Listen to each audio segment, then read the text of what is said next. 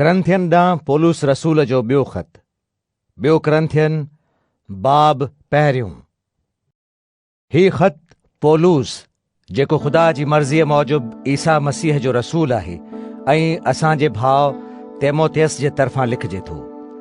ही ख़त करंथस शहर में ख़ुदा जे कलीसिया ऐं अखया परगणे में रहंदड़ सभिनी ईमान वारनि ॾांहुं आहे।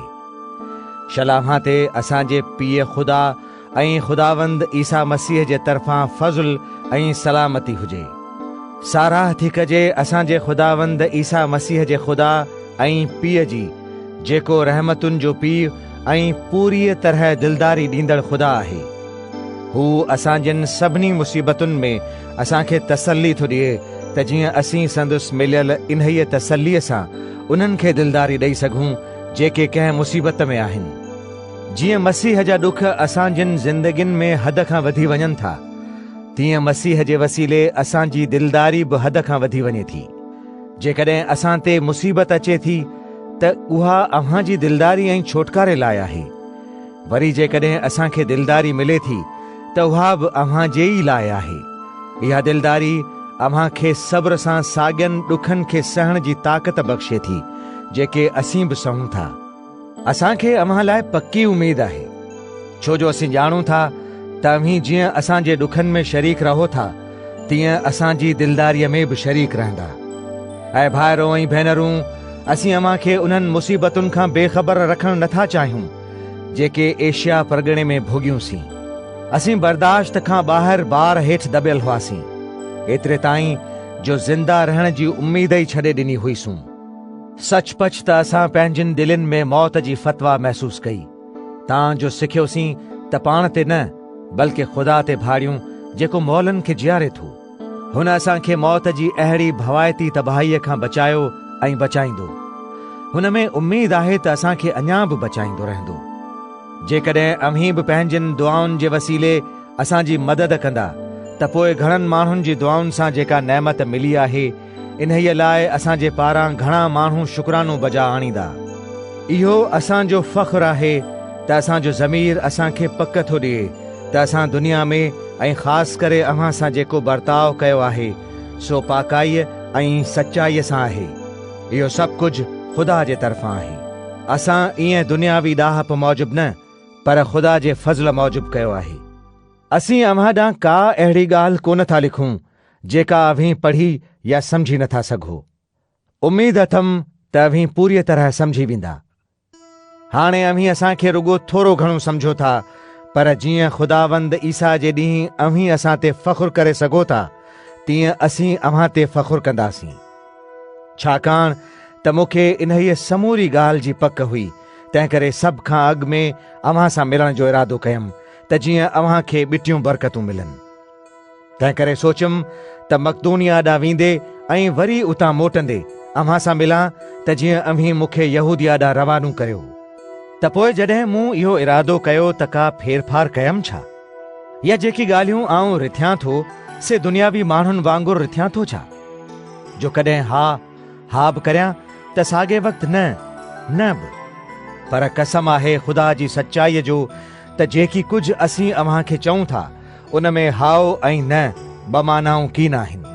छा लाइ जो ख़ुदा जो फ़र्ज़ंद ईसा मसीह, जंहिंजी तबलीग मूं सेलास ऐं तीमुथियुस अव्हां में कई हुई, उहो हाउ ऐं न ॿई कीन हुआ, पर उन में हमेशा हाउ ई आहे। छा लाइ जो ख़ुदा जा जेतिरा बि वाइदा आहिनि से सभु मसीह जे करे हाउ सां आहिनि। इन्हीअ करे उन जे वसीले असां खां आमीन बि थी, त जीअं ख़ुदा जो जलाल ज़ाहिर थिए। उहो ख़ुदा ई आहे जेको असां ऐं अव्हां खे मसीह सां गॾिजी हिकु करे क़ाइमु करे थो।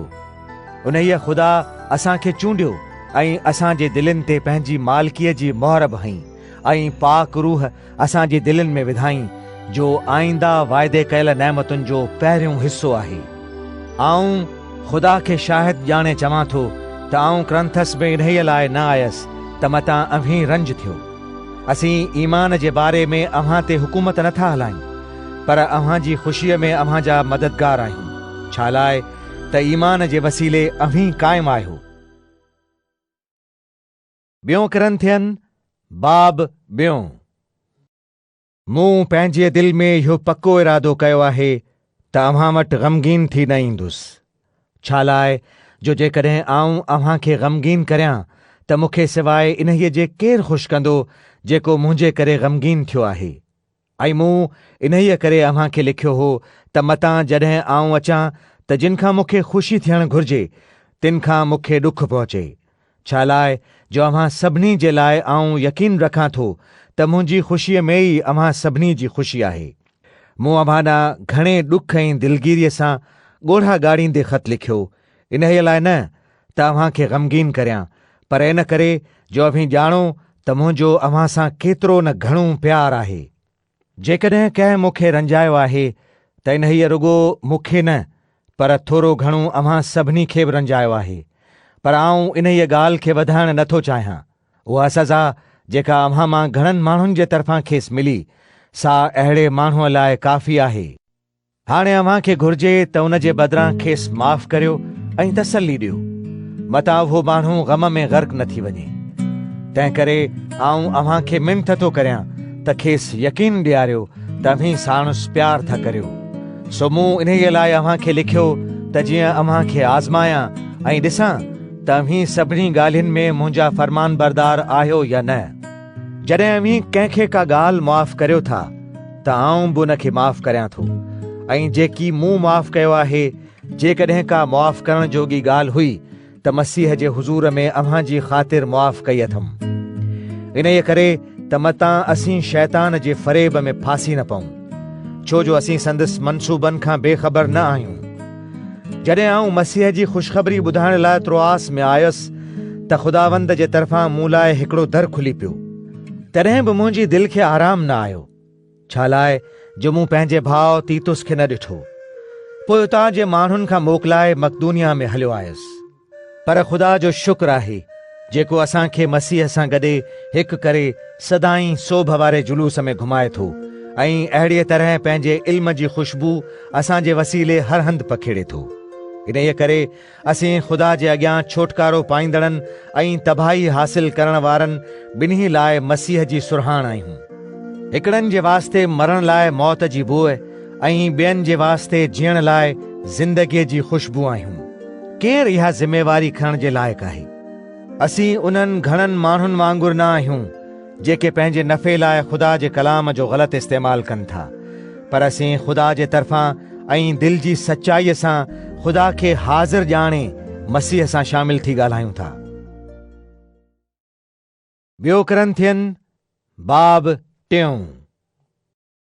असीं वरी पंहिंजी साराह पाण था करियूं छा, या असांखे किन माण्हुनि वांगुरु सिफ़ारिशी ख़त अव्हां वटि आणण या वठी वञण जी ज़रूरत आहे छा? न, असांजो ख़त त अव्हीं ई आहियो जेको असांजी दिलनि ते लिखियलु आहे ऐं उन खे सभु माण्हू पढ़ी ऐं सम्झी सघनि था। इहा ॻाल्हि ज़ाहिर आहे त अव्हीं मसीह जो लिखियलु ख़त आहियो जेको असांजी ख़िदमत जे वसीले मोकिलियो वियो आहे। इहो ख़त मस सां न पर ज़िंदा ख़ुदा जे रूह सां पत्थर जी स्लेटुनि ते न पर माण्हुनि जे दिलनि ते लिखियलु आहे। असीं ख़ुदा ते मसीह जे वसीले अहिड़ो ई यकीन रखण जी दावा करे सघूं था। ईअं न आहे त असीं पंहिंजो पाण इन्हीअ लाइक़ु आहियूं जो कंहिं कम जी दावा करे सघूं, पर असांजी लियाकत ख़ुदा जे तरफ़ां आहे। उहो ई आहे जंहिं असांखे नए अहद जे ख़ादिम हुअण जे लाइक़ु कयो। उहो अहद अखरनि जो न पर पाक रूह जो आहे। छा लाइ जो अखर मारीनि था पर रूह जियारे थो।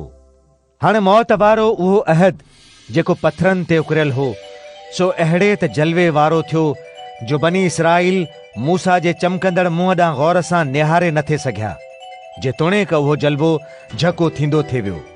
जेकॾहिं उहो मौत वारो अहद एतिरो जलवे वारो हो त पोइ पाक रूह जो अहद केतिरो न वधीक जलवे वारो हूंदो। जेकॾहिं उहो अहद जेको ॾोहारी थो बणाए सो एॾे जलवे वारो आहे त पोइ जंहिं अहद जे करे माण्हू सचार थो बणिजे सो त ज़रूरु इन्हीअ खां बि वधीक जलवे वारो हूंदो। छा लाइ जो हक़ीक़त करे जेको अॻु जलवे वारो हो सो हिन ॿिए तमामु वधीक जलवे वारे जी भेट में ॼण त बेजलवे थी पियो। सो जेकॾहिं इहा फना थींदड़ शइ जलवे वारी हुई त हीअ बका वारी शइ केतिरो न वधीक जलवे वारी हूंदी। तंहिं करे असीं अहिड़ी उम्मीद जे करे वॾी दिलेरीअ सां ॻाल्हायूं था। असीं मूसा वांगुरु न आहियूं जंहिं पंहिंजे मुंहं ते पर्दो विधो त मतां बनी इसराईल जलवे खे घटिजंदे ऐं फना थींदे ॾिसनि, पर हुननि जूं दिलियूं मोगियूं थी वयूं, छो त अॼु ॾींहं ताईं पुराणे अहदनामे जे पढ़ण वक़्तु इहो साॻियो पर्दो रहे थो।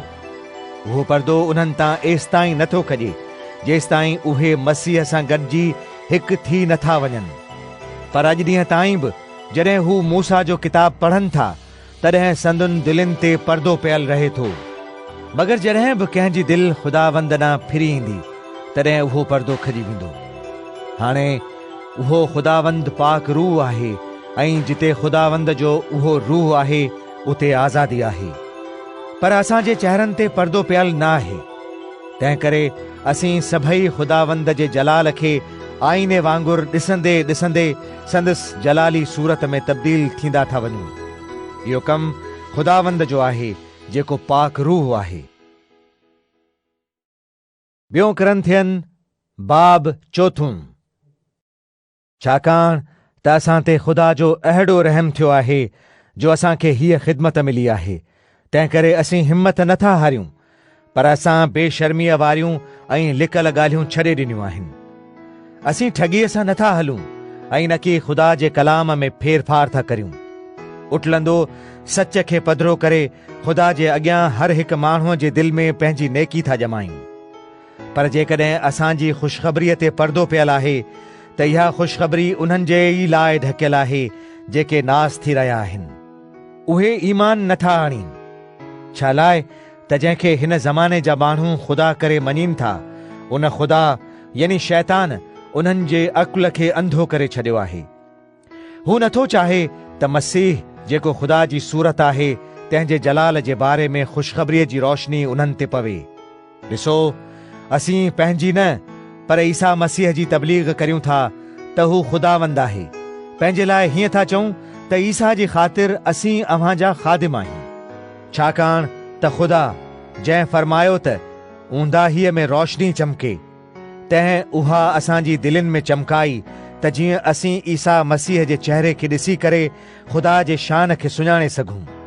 पर इहो रूहानी ख़ज़ानो मिटीअ जे थांवनि यानी असांजे जिस्मनि में रखियल आहे त जीअं ख़बर पवे त इहा तमामु घणी कुदरत असांजी न पर ख़ुदा जी आहे। असीं हर तरफ़ खां मुसीबतुनि में दबाया वञूं था पर चीभाटिजी कोन था वञूं। परेशान त थियूं था पर नाउमीद नथा थियूं। सतायल आहियूं पर अकेला नथा छॾिया वञूं। केरायल आहियूं तॾहिं बि नास न थिया आहियूं। जहिड़ीअ तरह ईसा मौत जहिड़ी ज़िंदगी गुज़ारींदो हो तहिड़ीअ तरह असीं बि हर वक़्तु मौत जे मुंहं में आहियूं त जीअं ईसा जी ज़िंदगी बि असांजे जिस्म में ज़ाहिर थिए। छा लाइ त असीं हमेशह ईसा जी ख़ातिर जहिड़े ई मौत जे हवाले कया था वञूं त जीअं ईसा जी ज़िंदगी बि असांजे फ़ानी जिस्म में ज़ाहिर थिए। ईअं असां में मौत पर अव्हां में ज़िंदगी असर करे थी। पाक कलाम में लिखियल आहे त मूं ईमान आंदो तंहिं करे मूं ॻाल्हायो। असांजो ईमान बि साॻियो ई आहे। अहिड़ीअ रीति असीं ईमान आणियूं था ऐं तंहिं करे ॻाल्हायूं था। असीं ॼाणूं था त ख़ुदा जंहिं ख़ुदावंद ईसा मसीह खे मौलनि मां जीआरियो सो असांखे बि ईसा सां गॾु जीआरींदो ऐं अव्हां सां गॾु पाण वटि हाज़िर कंदो। ही सभु कुझु अव्हां जे वास्ते आहे। जीअं घणनि माण्हुनि जे करे फज़ुल वधीक थींदो पियो वञे तीअं शुक्रानो बि वधंदो पियो वञे जंहिंसां ख़ुदा जी वाखाण थिए थी। तंहिं करे असीं हिम्मत नथा हारियूं। जेतोणीकि जिस्मानी तरह असीं फना थींदा था वञूं तॾहिं बि रूहानी तरह ॾींहों ॾींहुं नोबनूं थींदा पिया वञूं। जेका मुसीबत असीं सहूं था उहा हल्की ऐं थोरी देर जे लाइ आहे। उहा असांजे लाइ अहिड़ो दाइमी जलवो पैदा थी करे जेको हद खां वधीक ॻोरो आहे। सो असीं ॾिठल शयुनि ते न पर अणॾिठल शयुनि ते नज़र करियूं था। छा लाइ त जेकी शयूं ॾिसण में अचनि थियूं उहे आरज़ी आहिनि ऐं जेके नथियूं ॾिसजनि इहे दाइमी आहिनि। ॿियो कुरिन्थियन बाब 5। छा लाइ जो असीं ॼाणूं था त जेकॾहिं असांजो जिस्म जेको झूपड़ीअ जहिड़ो कचो घर आहे ढाहियो वेंदो त असांखे ख़ुदा खां आसमान ते हिकिड़ो पको घर मिलंदो। उहो हथनि सां जोड़ियल न आहे, पर हमेशा क़ाइम रहंदड़ आहे। हाणे असीं किंझी रहिया आहियूं ऐं केॾी न वॾी तमन्ना पिया करियूं त पंहिंजे आसमानी घर खे पोशाक वांगुरु पहिरे छॾियूं। जेकॾहिं उनखे असां ते पहिरायो वियो त असीं उघाड़ा न थींदासीं। छा लाइ जो असीं हिन झूपड़ीअ में रही बार जे हेठां दॿिजी किंझी रहिया आहियूं। असीं मौजूदा जिस्म खे छॾणु नथा चाहियूं, पर उन ते आसमानी घर खे पोशाक वांगुरु पहिरणु चाहियूं था त जीअं मरण हार को जिस्म हयातीअ में बदिलजी वञे। उहो ख़ुदा ई आहे जंहिं असांखे इन्हीअ तब्दीलीअ लाइ तयारु कयो आहे ऐं अॻुवाट ई पाक रूह ॾिनो आहे। तंहिं करे असांखे हमेशा पूरी ख़ातिरी थी रहे ऐं ॼाणूं था त जेसिताईं ही जिस्म असांजो घर आहे तेसिताईं असीं ख़ुदावंद खां परे आहियूं। छा लाइ त असीं जेका ज़िंदगी गुज़ारे रहिया आहियूं सा ईमान जे वसीले आहे, अखियुनि सां ॾिसण जे करे न। मतिलब त असांखे पूरी ख़ातिरी आहे ऐं हिन जिस्म वारे घर खे छॾे ख़ुदावंद सां गॾु रहणु वधीक पसंदि करियूं था। बहरहाल तोड़े असीं पंहिंजे जिस्म वारे घर में हुजूं या न हुजूं, असांजो सभ खां वॾो मक़सदु हीउ आहे त ख़ुदावंद खे ख़ुशि करियूं। छा लाइ जो असां सभिनी खे मसीह जी अदालत अॻियां पेश थियणो आहे त जीअं हर कंहिंखे उन्हनि कमनि जो बदिलो मिले जेके हुन जिस्म में रही कया आहिनि, पोइ उहे चङा हुजनि या बुछड़ा। तंहिं करे ख़ुदावंद जो ख़ौफ़ कंदे असीं माण्हुनि खे क़ाइल करण जी कोशिशि करियूं था। असांजो हाल ख़ुदा खे मालूम आहे ऐं मूंखे उमेद आहे त उहो अव्हां जे दिलनि ते बि साफ़ ज़ाहिर थियो हूंदो। असीं अव्हां सां वरी पंहिंजी साराह नथा करियूं, पर अव्हां खे वझ था ॾियूं त असां ते फ़ख्रु करियो, जीअं उन्हनि माण्हुनि खे जवाबु ॾेई सघो जेके दिलि ते न पर ज़ाहिरी ॻाल्हियुनि ते फ़ख्रु कनि था। जीअं त के सम्झनि था त असीं बेख़ुदीअ जी हालत में आहियूं त ख़ुदा जी ख़ातिर आहियूं, पर जेकॾहिं ठीकु दिमाग़ सां आहियूं त अव्हां जी ख़ातिर आहियूं। हर हाल में मसीह जी मोहबत असांखे मजबूर थी करे। छा लाइ जो असीं हिन नतीजे ते पहुता आहियूं त जॾहिं हिकु शख़्स सभिनी जे लाइ मुओ त सभु मरी विया। हू सभिनी जे लाइ इन्हीअ करे मुओ त जेके जीअरा आहिनि से अॻिते पंहिंजे लाइ न पर हुन जे लाइ जीअनि जेको उन्हनि जी ख़ातिर मरी वियो ऐं वरी जीअरो थी उथियो।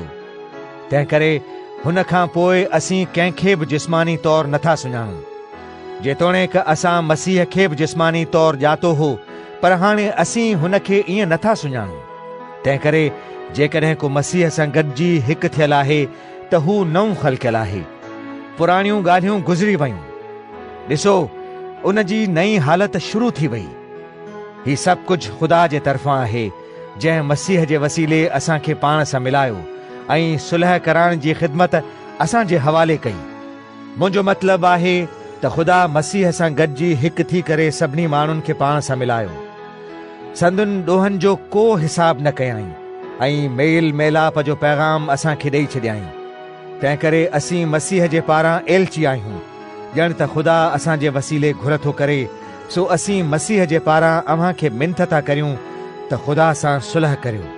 मसीह गुनाह खां वाक़ुफ़ न हो, पोइ बि ख़ुदा खेसि असांजे बदिले गुनाह जी क़ुर्बानी ठहिरायो त जीअं मसीह सां गॾिजी हिकु हुअण करे असां मां ख़ुदा जी सचाई ज़ाहिर थिए। ॿियो कुरिन्थियन बाब 6। असीं जेके ख़ुदा सां गॾु कम करण वारा आहियूं से हीअ बि मिनत करियूं था त ख़ुदा जो फज़्ल जेको अव्हां ते थियो आहे सो अजायो न विञायो। छा लाइ जो ख़ुदा चवे थो त क़बूलियत जे वक़्तु मूं अव्हां जी ॿुधी ऐं छोटकारे जे ॾींहुं मूं अव्हां जी मदद कई। ॾिसो हाणे क़बूल पवण जो वक़्तु आहे। ॾिसो हाणे छोटकारे जो ॾींहुं आहे। असीं कंहिं बि ॻाल्हि में थाबड़जण जो वझ नथा ॾियूं, मतां असांजी ख़िदमत मां ऐब निकिरे, पर हर हालत में पाण खे ख़ुदा जा ख़ादिम ॼाणाइण लाइ असीं ॾाढे सब्र सां मुसीबतुनि, ज़रूरतुनि ऐं तंग हालतुनि खे मुंहुं था ॾियूं। असांखे चहबुकनि सां मारियो वियो, क़ैद कयो वियो ऐं असां ते हमिलो कयो वियो।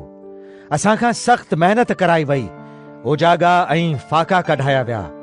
तॾहिं बि पाकीज़गी, इल्म, बुर्दबारी, महिरबानी, पाक रूह जी मौजूदगी ऐं ख़ालिस मोहब्बत ज़रिए असां पाण खे ख़ुदा जो ख़ादिम साबित कयो। असीं सचो कलाम खुदा जी कुदरत सां ॿुधायूं था। हमले ऐं बचाव लाइ असांखे सचाईअ जा हथियार आहिनि। असांजी इज़त बि कई वञे थी ऐं बेइज़ती बि, असांजी बदनामी बि कई वञे थी ऐं नेकनामी बि। के असांखे ठग सम्झनि था, जेतोणीकि असीं सचार आहियूं। असीं गुमनाम सम्झा वञूं था, तॾहिं बि मशहूर आहियूं। मुर्दनि वांगुरु आहियूं, तॾहिं बि ॾिसो असीं जियूं पिया। असीं सज़ा खाधल आहियूं, तॾहिं बि मारे विधल न आहियूं। असीं ॾुख त सहूं था, पर तॾहिं बि हमेशा ख़ुशि था रहूं। ग़रीब सम्झा वञूं था, तॾहिं बि घणनि खे शाहूकार था करियूं। सुञा सखणा आहियूं, तॾहिं बि असां वटि सभु कुझु आहे। ऐं क्रंथस जा दोस्तो, असां खुलीअ तरह अव्हां सां ॻाल्हायो आहे ऐं असांजी दिलि कुशादी आहे। अव्हां लाइ असां जूं दिलियूं तंग न आहिनि, पर अव्हीं पंहिंजियुनि दिलनि में तंग थिया आहियो। हाणे आऊं अव्हां खे पंहिंजा ॿार सम्झी चवां थो त अव्हीं बि साॻीअ तरह पंहिंजूं दिलियूं कुशादियूं करियो। जेके मसीह ते ईमान नथा रखनि, तिन जो साथ न ॾियो। छा लाइ जो सचाई ऐं बदकारी कीअं गॾु रहंदियूं? या रोशनी ऐं ऊंदाहीअ जे विच में कहिड़ो लाॻापो आहे? मसीह जी शैतान सां कहिड़ी बराबरी आहे? मसीह ते ईमान आणींदड़ जो ईमान न आणींदड़ सां कहिड़ो वास्तो आहे? खुदा जे घर जो बुतनि सां कहिड़ो लाॻापो आहे? छा लाइ जो असीं जीअरे खुदा जो घर आहियूं। जहिड़ीअ तरह खुदा फरमायो आहे त आऊं इन्हनि में रहंदुसि ऐं इन्हनि में घुमंदुसि फिरंदुसि। आऊं इन्हनि जो खुदा थींदुसि ऐं हू मुंहिंजा माण्हू थींदा। तंहिं करे खुदावंद फरमाए थो त अव्हीं इन्हनि मां निकिरी अचो ऐं अलॻि थी वञो ऐं कंहिं बि पलीत शइ खे हथ न लायो, ताऊं अव्हां खे क़बूल कंदुसि। आऊं अव्हां जो पीउ थींदुसि ऐं अव्हीं मुंहिंजा पुट ऐं धीअरूं थींदा। खुदावंद क़ादिर मुतलिक ईअं थो फरमाए। ॿियो कुरिन्थियन बाब 7। ऐं प्यारा दोस्तो, जॾहिं असां सां अहिड़ा वाइदा कया विया आहिनि त पोइ अचो त पाण खे हर उन्हीअ शइ खां पाक करियूं जेका असांजे जिस्म ऐं रूह ॿिन्ही खे पलीत करे थी, ऐं खुदा जो ख़ौफ़ रखंदे मुकमल तरह पाक थी वञूं। असांखे पंहिंजियुनि दिलनि में जाइ ॾियो। असां कंहिंसां बि ज़ुल्म न कयो आहे, न कि कंहिंखे बिगाड़ियो आहे ऐं न कि कंहिंखे ठगियो आहे। आऊं अव्हां ते इल्ज़ाम हणण ख़ातिर ईअं नथो चवां। छा लाइ जो मूं अॻे ई चई छॾियो आहे त अव्हां लाइ असांजियुनि दिलनि में अहिड़ी जाइ आहे जो असीं जीअण ऐं मरण में हमेशा गॾु आहियूं। मूंखे अव्हां ते तमामु घणो एतबार आहे। आऊं अव्हां ते ॾाढो फ़ख्रु थो करियां। मूंखे पूरी तसल्ली आहे। तंहिं करे जेका बि मुसीबत असां ते अचे थी, तंहिं हूंदे बि आऊं तमामु घणो ख़ुशि रहंदो आहियां। जॾहिं असीं मक़दूनिया में आयासीं, तॾहिं बि असांखे आराम न मिलियो, पर हर तरफ़ खां मुसीबत में गिरफ़्तार थी वियासीं। ॿाहिरि झेड़ा झगड़ा हुआ ऐं अंदरि ख़ौफ़ ख़तरा। पर खुदा जेको दिलगीरनि खे तसल्ली ॾींदड़ आहे, तंहिं तीतुस जे अचण ते असांखे तसल्ली ॾिनी। असांखे न रुॻो हुन जे अचण करे तसल्ली मिली, पर इन्हीअ तसल्लीअ जे करे बि जेका हुन खे अव्हां खां मिली। हुन असांखे ॿुधायो त अव्हीं मूंखे ॾिसण लाइ केतिरो न शौक़ु रखो था, केॾो न ग़म अथव ऐं मुंहिंजे साथ ॾियण लाइ केतिरो न तयारु आहियो। इन्हीअ करे आऊं अञा बि वधीक ख़ुशि थियुसि। जेतोणीकि मुंहिंजे ख़त अव्हां खे ग़मगीन कयो, तॾहिं बि उन लिखे ते आऊं नथो पछतायां। जेकॾहिं पछतायो हुअमि त इहो ॾिसी करे त ख़त अव्हां खे सिर्फ़ थोरी देरि लाइ ग़मगीन कयो। हाणे आऊं ख़ुशि आहियां, इन्हीअ लाइ न त अव्हीं ग़मगीन थिया आहियो, पर इन्हीअ लाइ त अव्हां जी ग़मगीनीअ जो इहो नतीजो निकितो जो अव्हां तौबह कई। सो अव्हां जी ग़मगीनी खुदा जी मर्ज़ीअ मूजिबि हुई। तंहिं करे असांजे तरफ़ां अव्हां खे कंहिं बि क़िस्म जो नुक़सान न पहुतो। छा लाइ जो अहिड़ो ग़म जेको खुदा जी मर्ज़ीअ मूजिबि आहे, सो तौबह पैदा थो करे। अहिड़ी तौबह जंहिंजो नतीजो छोटकारो आहे, तंहिं में को बि पछताव नथो थिए, पर दुनियावी ग़म मौत पैदा थो करे। ॾिसो, अव्हां जी ग़मगीनी जेका खुदा जी मर्ज़ीअ मूजिबि हुई, तंहिं अव्हां में कहिड़ी न सरगर्मी ऐं पाण खे बेॾोही साबित करण लाइ शौक़ु पैदा कयो। कहिड़ी न रंजिश, कहिड़ो न ख़ौफ़, कहिड़ी न सिक ऐं कहिड़ो न शौक़ु पैदा कयो ऐं अव्हीं कहिड़ीअ तरह बदकार खे सेखत ॾियण लाइ तयार थी विया। अव्हां हर तरह सां साबित करे ॾेखारियो त अव्हीं हिन मामले में बेॾोही आहियो। जेतोणीकि मूं अव्हां ॾांहुं लिखियो हो, सो न त इन्हीअ लाइ जंहिं ॾोह कयो ऐं न की इन लाइ जंहिंजो ॾोह कयईं, पर लिखण जो मक़सदु हो त अव्हां खे जेका असां लाइ ॻणती आहे सा ख़ुदा जे अॻियां अव्हां ते ज़ाहिर थिए। तंहिं करे असांखे तसल्ली मिली आहे। इन्हीअ तसल्लीअ खां सवाइ असांखे तीतुस जी ख़ुशीअ जे करे बि निहायत घणी ख़ुशी थी। छा लाइ जो अव्हां सभिनीअ जी मदद सां हुन जी दिलि खे सुकून मिलियो आहे। पर जेकॾहिं मूं हुन जे अॻियां अव्हां जे बाबति को फ़ख़ुरु ज़ाहिर कयो हो त आऊं शर्मिंदो न थियो हुअसि। छा लाइ जो जीअं असां अव्हां खे सभु ॻाल्हियूं सचाईअ सां चयूं आहिनि, तीअं जेको फ़ख़ुरु मूं तीतुस जे अॻियां कयो हो सो बि सचो साबित थियो। जॾहिं हुन खे अव्हां सभिनी जी फरमान बरदारी यादि थी अचे त कहिड़ीअ तरह अदब ऐं ताबेदारी कंदे अव्हां हुन सां गॾिया हुआ, तॾहिं संदसि दिली मोहबत अव्हां लाइ घणी वधी थी वञे। आऊं ख़ुशि आहियां, छा लाइ जो हर ॻाल्हि में मूंखे अव्हां जे तरफ़ां ख़ातिरी आहे। ॿियो कुरिन्थियन बाब 8। हाणे ऐं भाइरो ऐं भेनरूं, असीं अव्हां खे ख़ुदा जे उन्हीअ फज़ल बाबति ॿुधायूं था जेको मक़दूनिया जे कलीसियाउनि ते थियो आहे। मुसीबत जी वॾी आज़माइश में उन्हनि जी ख़ुशी वधी वई ऐं बेहद ग़रीब हूंदे बि संदन सखावत जी दौलत घणी वधी वई। आऊं शाहिदी थो ॾियां त उन्हनि पंहिंजी हैसियत आहर बल्कि पंहिंजी हैसियत खां बि वधीक ॾिनूं ऐं पाण मुरादो ॾिनूं।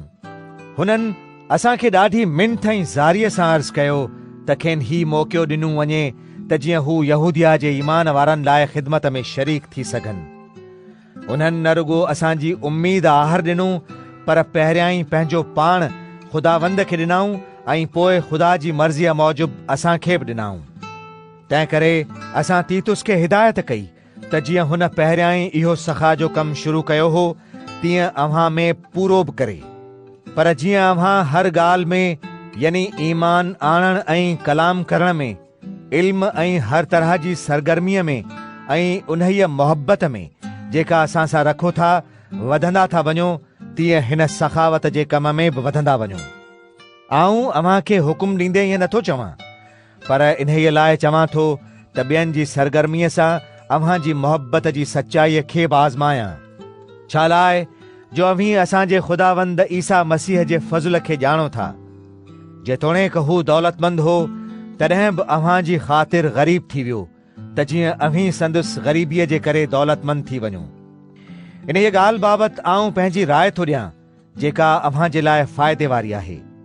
अव्हीं गुज़िरियल साल न रुगो इन्हीअ कम शुरू करण में, पर इरादे करण में बि पहिरियां हुआ। तंहिं करे हाणे इन्हीअ कम खे पूरो करियो। छा लाइ जो जीअं अव्हां शौक़ सां इरादो कयो हो, तीअं पंहिंजी ताक़त आहर इन्हीअ खे पूरो बि करियो। छा लाइ जो जेकॾहिं ॾियण जी नियत हूंदी त पोइ जेकी कुझु बि कंहिं माण्हूअ वटि हूंदो तंहिं मूजिबि संदसि नज़रानू ख़ुदा क़बूल कंदो, न इन्हीअ मूजिबि जेकी वटिसि न आहे। आऊं ईअं नथो चाहियां त ॿियनि खे आराम मिले ऐं अव्हां खे तकलीफ़ मिले, पर हिकु जहिड़ाई हुजे। हिन वक़्तु जेका अव्हां वटि घणाई आहे सा हुननि जी घुर्ज पूरी करे, त जीअं हुननि वटि जेका घणाई थिए सा अव्हां जी कमी पूरी करे।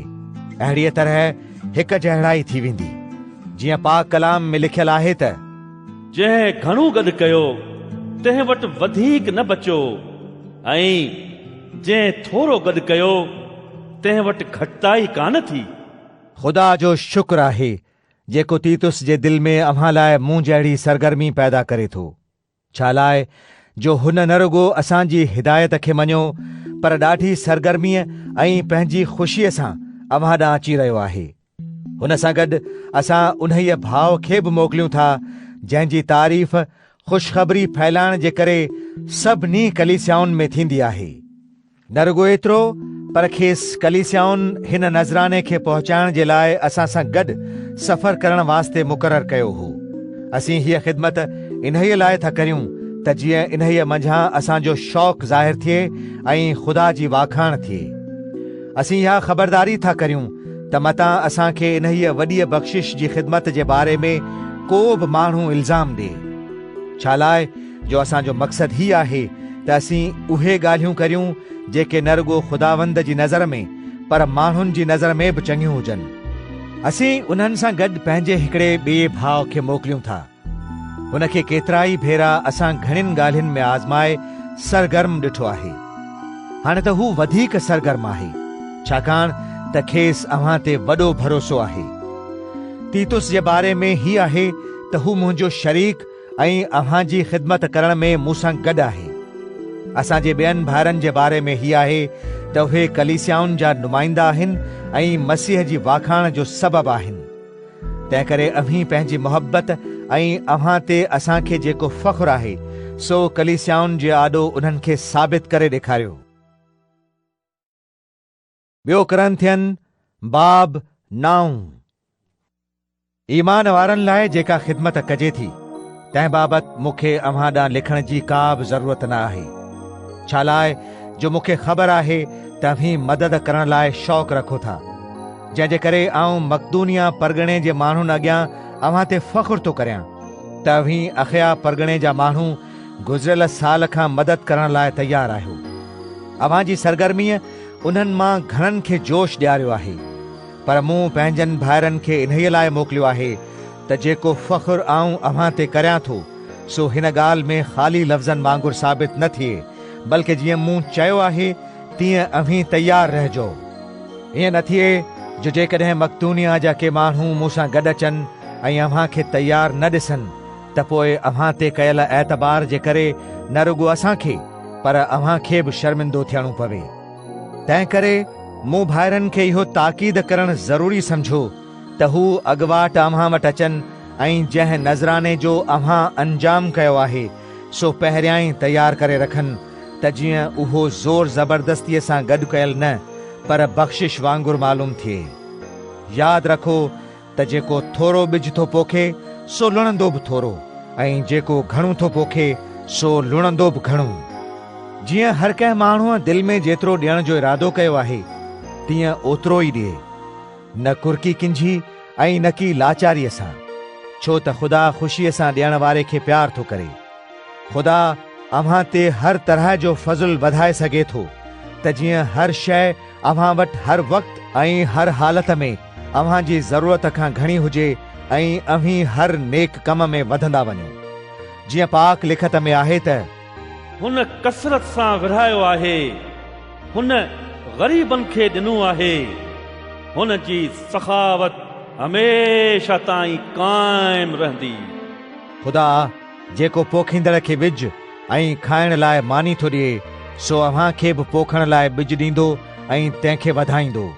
उहो ई अव्हां जी सखावत जो फल बि वधाईंदो। अव्हीं हर शइ में आसूदगी ॾिसी हर तरह जी सखावत कंदा जेका असांजी मारिफत ख़ुदा जी शुक्रगुज़ारीअ जो सबबु हूंदी। छा लाइ जो हिन ख़िदमत अंजाम ॾियण सां न रुॻो ईमान वारनि जूं घुर्जूं पूरियूं थियनि थियूं बल्कि उहा घणनि माण्हुनि जे तरफ़ां ख़ुदा जी शुक्रगुज़ारियुनि जे करे घणी वधी बि वञे थी। इन ई ख़िदमत मां माण्हुनि खे इहो सबूत मिलंदो त कीअं न अव्हीं मसीह जी ख़ुशख़बरीअ जो इक़रार कंदे ताबेदारी करे था ॾेखारियो। उहे इन्हीअ करे ख़ुदा जी तारीफ़ कंदा ऐं इन्हीअ करे बि त अव्हीं हुननि जी बल्कि सभिनी माण्हुनि जी मदद करण में सखावत सां शरीक थियो था। हू अव्हां लाइ ॾाढी मोहबत सां दुआ था घुरनि, छाकाणि त ख़ुदा जो अव्हां ते तमामु घणो फज़्ल आहे। ख़ुदा जो शुक्र आहे संदसि इन्हीअ बख़्शिश लाइ जेका बयान करण खां ॿाहिरि आहे। ॿियो करंथियन बाब 10। हाणे आऊं पौलुस जेको अव्हां जे रूबरू निवड़त वारो आहियां पर अव्हां जे परपुठ अव्हां जे वास्ते वॾी हिम्मत वारो आहियां, सो मसीह जी नेठाईअ ऐं नरमीअ जो वास्तो विझी अव्हां खे मिंथ थो करियां। हाओ आऊं अव्हां खे मिंथ थो करियां त जॾहिं अव्हां वटि अचां तॾहिं मूंखे दिलेरी ॾेखारण लाइ ज़ोर न भरिजो। छा लाइ जो मूंखे यकीन आहे त किन अहिड़नि माण्हुनि खे आऊं दिलेरी बि ॾेखारे सघां थो जेके सम्झनि था त असीं दुनियावी नियत सां ज़िंदगी था गुज़ारियूं। जेतोणीकि असीं दुनिया में रहूं था तंहिं हूंदे बि दुनियावी नियत सां नथा विढ़ूं।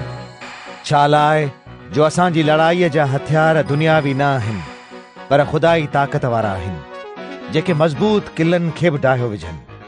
असीं अजायनि दलीलनि ऐं हर उन वॾीअ रुकावट खे डाहियूं था जेका ख़ुदा जी सुञाणप जे बरख़िलाफ़ उभिरे थी। असीं हर हिकु ख़्याल खे क़ैद करे मसीह जो फ़रमान बरदार था बणायूं।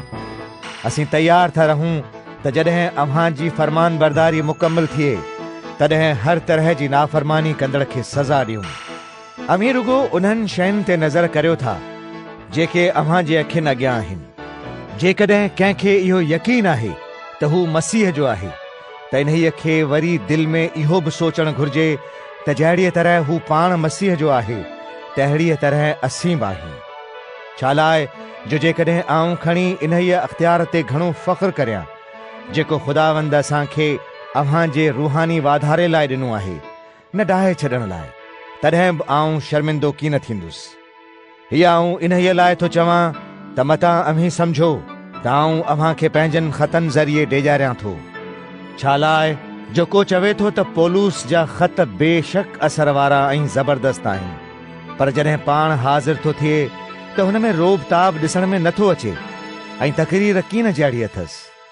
अहिड़े माण्हूअ खे सम्झणु घुरिजे त जहिड़ो पर पुठ ख़तनि में असांजो कलाम आहे अहिड़ो ई रूबरू असांजो कमु बि हूंदो। छा लाइ जो असांखे इहा जुरत कान्हे जो पाण खे उन्हनि कुझु माण्हुनि में शुमार करियूं या उन्हनि सां भेटियूं जेके पंहिंजी तारीफ़ पाण था कनि पर उहे पंहिंजो पाण में हिक ॿिए खे आज़माए ऐं पाण सां भेट करे नादान था थियनि।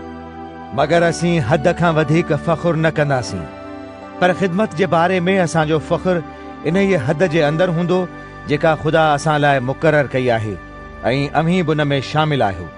छा लाइ जो असीं अव्हां ते हद खां वधीक फ़ख्रु नथा करियूं जहिड़ीअ तरह अव्हां ताईं न पहुचण जी हालत में थिए हा पर असां त मसीह जी ख़ुशख़बरी ॾींदे अव्हां ताईं पहिरियां ई पहुची विया हुआसीं। असीं ॿियनि जी महिनत ते हद खां वधीक फ़ख्रु नथा करियूं पर उम्मीद था रखूं त जीअं जीअं अव्हां जो ईमान वधंदो वेंदो तीअं तीअं असांजो कमु मुक़ररु कयल हद मुताबिक़ अव्हां में वधंदो वेंदो। सो असीं अव्हां जी सरहद खां बि परे वारनि इलाइक़नि में ख़ुशख़बरी ॿुधाईंदासीं। कंहिं ॿिए जे इलाइक़े में संदुसि कयल कम ते फ़ख्रु न कंदासीं। जीअं लिखियलु आहे त जेको फ़ख्रु करे सो ख़ुदावंद ते फ़ख्रु करे।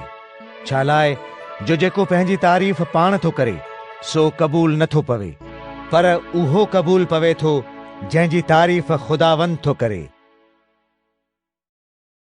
ॿियो कुरिन्थियन बाब 11। शल अव्हीं मुंहिंजी थोरड़ी बेवकूफ़ी खे बर्दाश्त करियो। हा ज़रूर बर्दाश्त करियो। मूंखे अव्हां लाइ ख़ुदाई गैरत वांगुरु गैरत आहे। इन्हीअ करे ई मूं अव्हां खे हिकिड़े मुड़िस यानी मसीह सां मंगायो त जीअं अव्हां खे पाक दामन कुंवारीअ वांगुरु हुन वटि हाज़िर करियां। पर मूंखे इहो डपु आहे त जीअं नांग पंहिंजी मक्कारीअ सां हवा खे बरगलायो तीअं मतां कंहिं नमूने अव्हां जूं दिलियूं बि इन्हीअ सादगीअ ऐं पाकाईअ खां बिगड़ी वञनि जेके मसीह लाइ हुअणु घुरिजनि।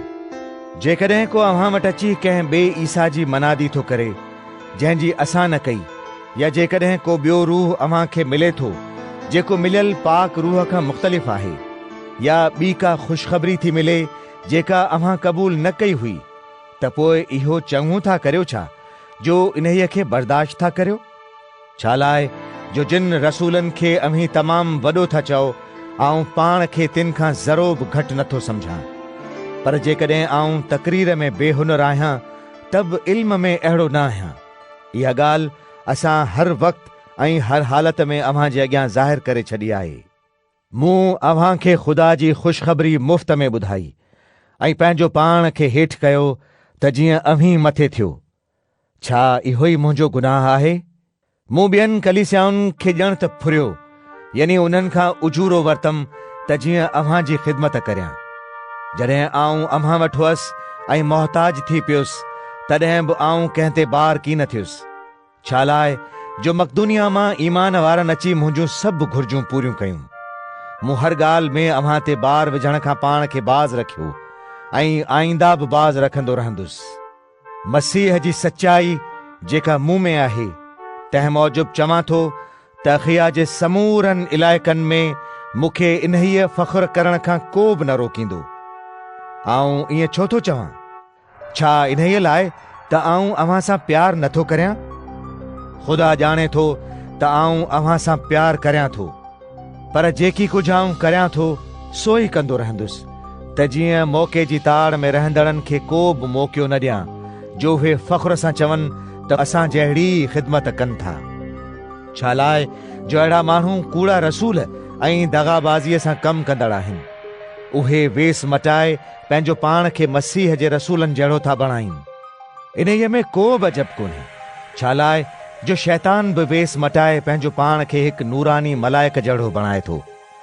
तंहिं करे जेकॾहिं शैतान जा ख़ादिम बि पंहिंजो वेस मटाए पाण खे सचाईअ जे ख़ादिमनि जहिड़ो था बणाइनि त को अजब कोन्हे, पर उन्हनि जी पछाड़ी संदन कमनि जहिड़ी थींदी। आऊं वरी बि थो चवां त मूंखे को बि बेवकूफ़ न सम्झे, पर जेकॾहिं अव्हीं ईअं सम्झो था त मूंखे बेवकूफ़ी सम्झी क़बूल करियो, त जीअं आऊं बि थोरो फ़ख्रु त करियां। जेकी कुझु आऊं हाणे चवां थो सो ख़ुदावंद जे तरफ़ां न, बल्कि ॼण त हिकु बेवकूफ़ वांगुरु पंहिंजो पाण ते फ़ख्रु करे चवां थो। जॾहिं त ॿिया घणा ई माण्हू जिस्मानी तौरु फ़ख्रु कनि था, तॾहिं आऊं बि फ़ख्रु कंदुसि। छा लाइ जो अव्हीं पाण एतिरा ॾाहा हूंदे बि ख़ुशीअ सां बेवकूफ़नि जूं ॻाल्हियूं बर्दाश्त करियो था। हिन करे जो जेकॾहिं को अव्हां खे ग़ुलाम थो बणाए, या अव्हां खां ग़ैर वाजिबी फ़ाइदो थो वठे, या अव्हां खे धोखो थो ॾिए, या पंहिंजी वॾाई थो करे, या अव्हां जे मुंहं ते चमाट थो हणे, त अव्हीं बर्दाश्त था करियो। आऊं शर्मिंदगीअ सां चवां थो त ॼण त असीं ईअं करण में कमज़ोर हुआसीं। पर जेकॾहिं को माण्हू कंहिं ॻाल्हि ते फ़ख्रु करण में दिलेर आहे, त आऊं बेवकूफ़ी सां ई चवां थो त आऊं बि दिलेर आहियां। छा हू इब्रानी आहिनि? आऊं बि आहियां। छा हू बनी इसराईल आहिनि? आऊं बि आहियां। छा हू इब्राहीम जे नसुल मां आहिनि? आऊं बि आहियां। छा हू मसीह जा ख़ादिम आहिनि? आऊं दीवाने वांगुरु ॻाल्हायां थो त आऊं उन्हनि खां बहितर ख़ादिम आहियां। मूं उन्हनि खां वधीक सख़्त महिनत कई आहे। आऊं उन्हनि खां केतिरा ई दफ़ा वधीक क़ैद में रहियो आहियां। मूं उन्हनि खां वधीक चबुक खाधा आहिनि। आऊं घणा ई दफ़ा मौत जे मुंहं में वियो आहियां। मूं यहूदियुनि जे हथां 5 दफ़ा 39 चहबुक खाधा। 2 दफ़ा मूंखे लकुणनि सां मार मिली। 1 दफ़ो पत्थर हयां विया। 2 दफ़ा सामूंडी जहाज़ भञण जी मुसीबत में फाथुसि, ऐं 1 राति ऐं 1 ॾींहुं विच समुंड में गुज़ारियुमि। आऊं घणा ई दफ़ा मुसाफ़िरी कंदे ख़तरनि में रहियो आहियां, यानी दरियाउनि जे ख़तरनि में, धाड़ेलनि जे ख़तरनि में, पंहिंजी क़ौम जे ख़तरनि में, ग़ैर क़ौमुनि जे ख़तरनि में, शहर जे ख़तरनि में, बयाबान जे ख़तरनि में, समुंड जे ख़तरनि में, ऐं कूड़नि भाउरनि जे ख़तरनि में। मूं महिनत ऐं मुशक़त कई आहे। अक्सर ओजागा काटिया आहिनि। बुख ऐं उञ में अक्सर फाकनि में गुज़ारियो आहे, ऐं सर्दीअ ऐं उघाड़प में रहियो आहियां। ॿियनि ॻाल्हियुनि खां सवाइ हीअ ॻाल्हि हर रोज़ मूं ते ॿार वांगुरु थी रहे, यानी सभिनी कलीसियाउनि जी ॻणती। कंहिंखे कमज़ोर ॾिसी आऊं कमज़ोरी महसूस नथो करियां छा? जॾहिं को गुमराह थो थिए त छा मुंहिंजी दिलि नथी जले? जेकॾहिं मूंखे फ़ख्रु करणो पियो त आऊं उन्हनि ॻाल्हियुनि ते फ़ख्रु कंदुसि जेके मुंहिंजी कमज़ोरी ज़ाहिर कनि थियूं। ख़ुदावंद ईसा जो ख़ुदा ऐं पीउ, जंहिंजी हमेशह ताईं वाखाण हुजे, ॼाणे थो त आऊं कूड़ नथो ॻाल्हायां। दमिश्क जे गवर्नर, जेको अरितास बादशाह जे हथ हेठि हो, तंहिं मूंखे गिरफ़्तार कराइण लाइ दमिश्किन जे शहर ते पहिरो बीहारे छॾियो हो। पर आऊं हिकिड़ी दरीअ मां टोकरीअ जे ज़रिए भित तां हेठि लाथो वियुसि ऐं हुन जे हथां बची निकितुसि। ॿियो करंथियन बाब 12। मूंखे फ़ख्रु करणो थो पवे, जेतोणीकि इन्हीअ मां को बि फ़ाइदो कोन्हे। सो जेके रोयाऊं ऐं मकाशफ़ा मूंखे ख़ुदावंद खां इनायत थिया आहिनि, हाणे आऊं तिन जो ज़िक्र कंदुसि। आऊं मसीह सां गॾिजी हिकु थियल हिकिड़े शख़्स खे ॼाणा थो, जेको 14 साल अॻे ओचितो 10 आसमान ते खंयो वियो। मूंखे ख़बर न आहे त बदन समेत या बदन खां सवाइ खयो वियो। इहो ख़ुदा ई ॼाणे थो।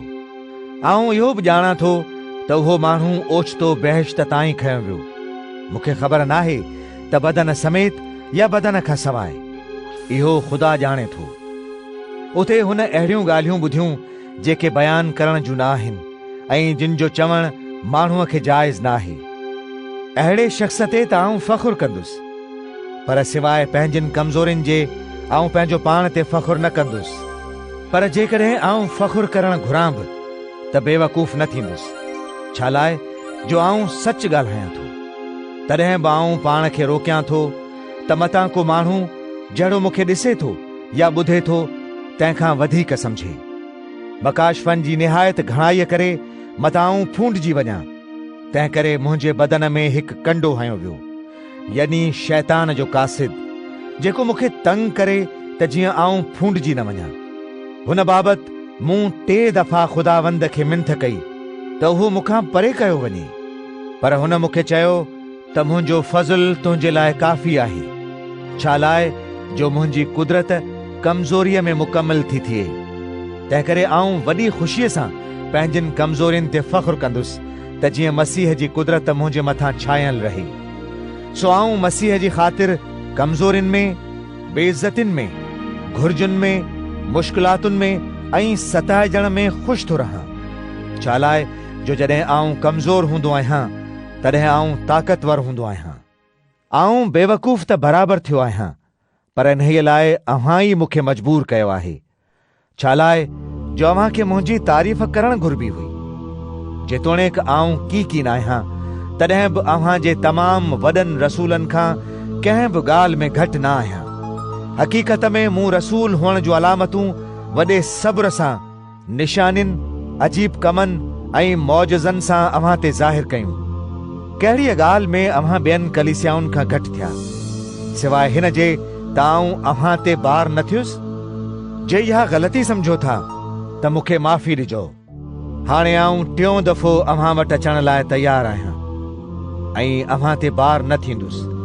छा लाइ जो मूंखे अव्हां जे माल जी न बल्कि अव्हां जी ज़रूरत आहे।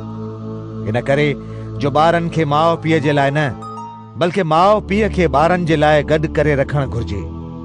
तंहिं करे आऊं अव्हां जे रूहानी फ़ाइदे लाइ ॾाढी ख़ुशीअ सां सभु कुझु ख़र्च कंदुसि, बल्कि पाण बि ख़र्च थी वेंदुसि। जॾहिं त आऊं अव्हां खे घणो प्यार करियां थो त पोइ अव्हीं को मूंखे घटि प्यार कंदा छा? अव्हीं क़बूल कंदा त मूं पाण अव्हां ते बार न विधो, तंहिं हूंदे बि मतां को ईअं चवे त मूं चालाकी करे अव्हां खे ठॻीअ सां फासायो। भला मूं पंहिंजनि मोकिलियल माण्हुनि मां कंहिंजे बि वसीले अव्हां खां को नाजाइज़ फ़ाइदो वरितो छा?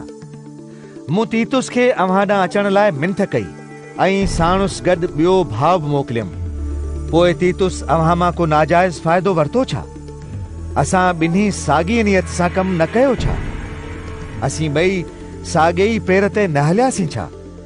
अव्हीं अञा ताईं शायदि ईअं सम्झंदा हूंदा त असीं अव्हां जे अॻियां पंहिंजो बचाव करे रहिया आहियूं, पर असीं ख़ुदा खे हाज़िर नाज़िर ॼाणे मसीह सां गॾिजी हिकु थी करे ॻाल्हायूं था। ऐं अज़ीज़ो, ही सभु कुझु अव्हां जे सुधारे लाइ आहे। छा लाइ जो आऊं डिॼां थो त मतां उते अचां ऐं जीअं आऊं चाहियां थो तीअं अव्हां खे न ॾिसां, ऐं जीअं अव्हीं नथा चाहियो तीअं मूंखे ॾिसो।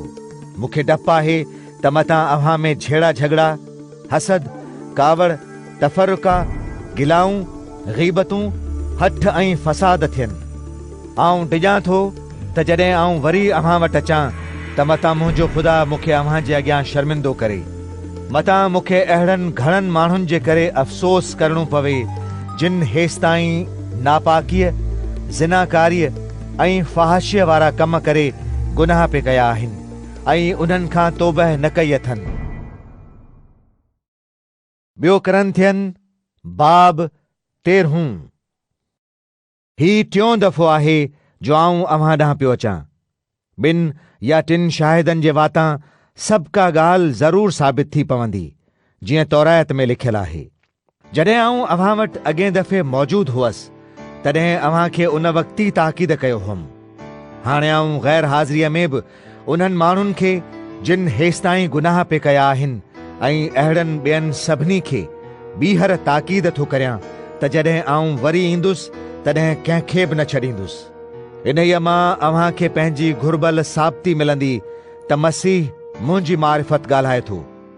हू अव्हां सां वास्ते रखण में कमज़ोर न आहे, पर अव्हां में ज़ोरावर आहे। जेतोणीकि हू कमज़ोरीअ जे करे सलीब ते चाढ़ियो वियो, तॾहिं बि ख़ुदा जी कुदरत सां जीअरो आहे।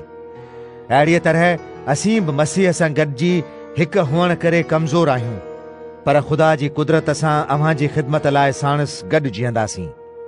अव्हीं पाण खे जाचे ॾिसो त ईमान ते आहियो या न, ऐं पाण खे आज़मायो।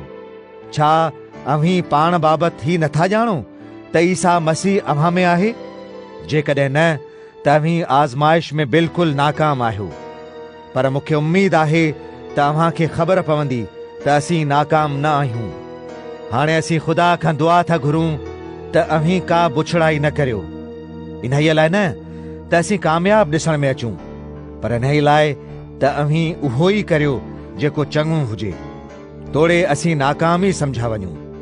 छा लाइ जो असीं सचाईअ जे ख़िलाफ़ कुझु बि नथा करे सघूं, पर रुगो हुन जे हक़ में ई करे था सघूं। जॾहिं असीं कमज़ोर आहियूं ऐं अव्हीं ज़ोरावर आहियो, तॾहिं असीं ख़ुशि था थियूं। असीं इहा बि दुआ था घुरूं त अव्हां में मुकमल सुधारो अचे। आऊं पंहिंजी गैर हाज़िरीअ में ही ॻाल्हियूं लिखां थो त जॾहिं अव्हां वटि अचां तॾहिं मूंखे अख़्तियार मूजिबि अव्हां ते सख़्ती करणी न पवे। इहो अख़्तियार ख़ुदावंद मूंखे अव्हां जे सुधारण लाइ ॾिनो आहे, न बिगाड़ण जे लाइ। आख़िर में आए भाइरो ऐं भेनरूं, शल ख़ुशि हुजो, सुधरंदा रहो, मुंहिंजी नसीहत ॿुधो, एके सां रहो, अमन में रहो।